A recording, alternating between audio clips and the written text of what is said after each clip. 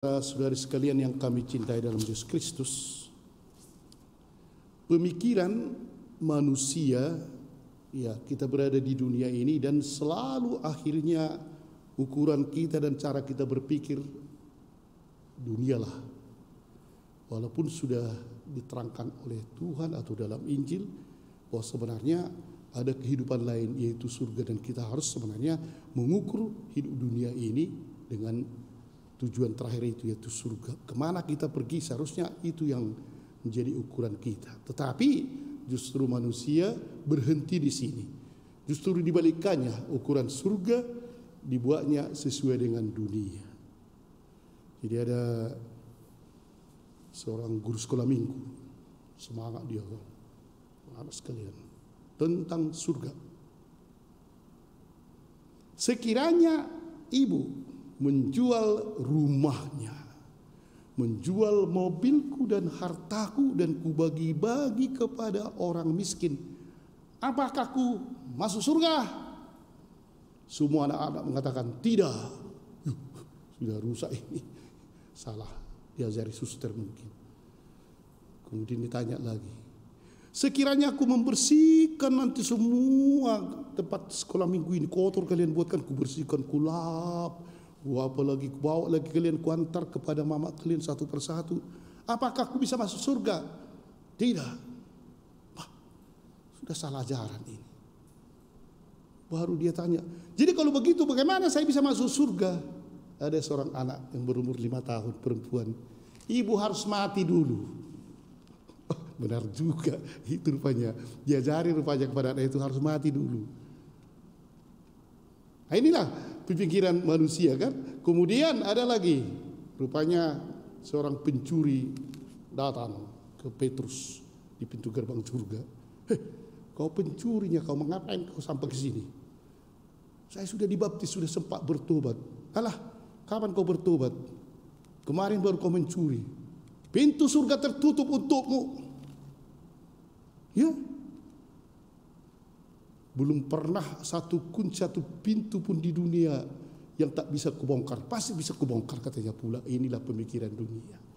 Para bapak dan ibu dan saudara sekalian, memang di tanah Israel pada waktu itu ada 3 kelompok keagamaan. Ya.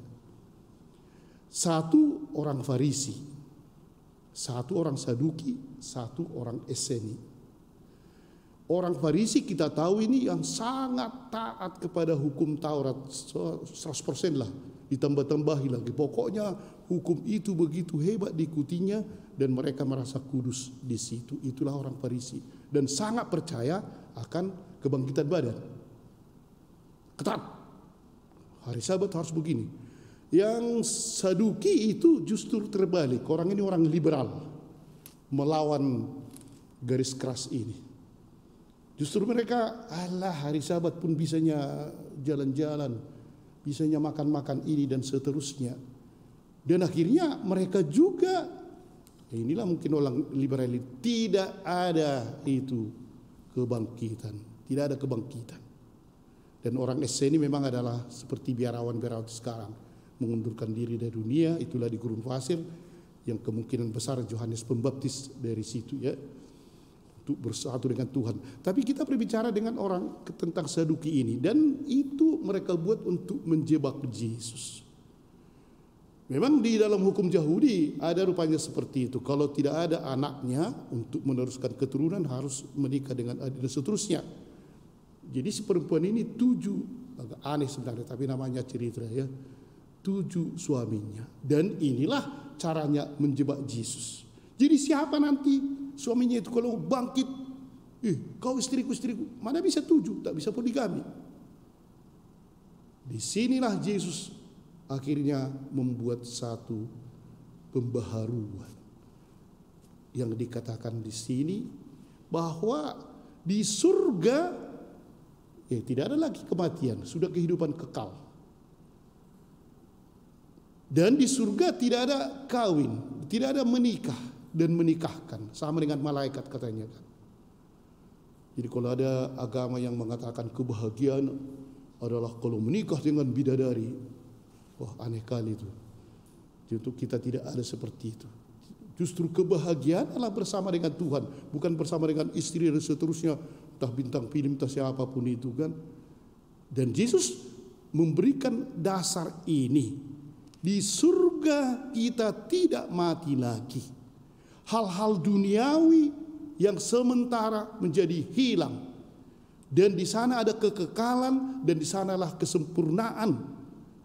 Di dunia memang karena untuk meneruskan keturunan, Tuhan mencipta supaya ada keturunan dan mereka menikah. Tapi di surga tak perlu abadi dan tetap ada. Dan justru kebahagiaan di sana, puncak kesempurnaan di surga ialah bersama Allah dalam kasih-Nya. Para bapak dan ibu dan saudara sekalian, persoalannya bagaimana kayak kita sebagai orang yang berada di dunia seringkali mengukur dunia dulu baru surga, dan itu salah. Dan itulah yang membuat orang menjadi lemah. Ketika dilihat, wah ini bisa diambilkan, curikan biar enak aku nanti makan. Seperti dulu anak-anak kos dibuka kamar dapur belakang supaya masuk ayam orang masuk. Wah, waktu itu disantar gitu kan, masukannya berapa ekor, 2 ekor, 3 ekor. Wah, lantas mereka potong, tapi tidak ada kayu untuk membakar. Apa yang mereka buat? Di belakang itu ada kuburan, mereka ambil salibnya semua, itulah dibuat membakar. Inilah, jadi sudah kurang ajar sebenarnya, salib dibuat untuk membakar karena kesenangan dunia. Peduli amat surga itu. Pokoknya kita tambah gizi, anak kos namanya, biar bisa belajar. Salib-salib orang pun bakar. Inilah di kehidupan kita sekarang juga begitu. Ngapain kita pikirkan surga? Surga masih jauh. Mari kita nikmati hidup ini. Korupsi, merampok, merbeda atau apapun itu kan, tak peduli. Nanti pada pas saat terakhir mudah-mudahan bertobat.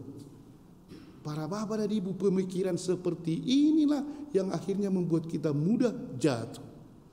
Banyak masalah yang terjadi dalam hidup kita tidak bisa kita lawan karena kita selalu berpikiran di dunia ini, tidak berpikiran ke surga.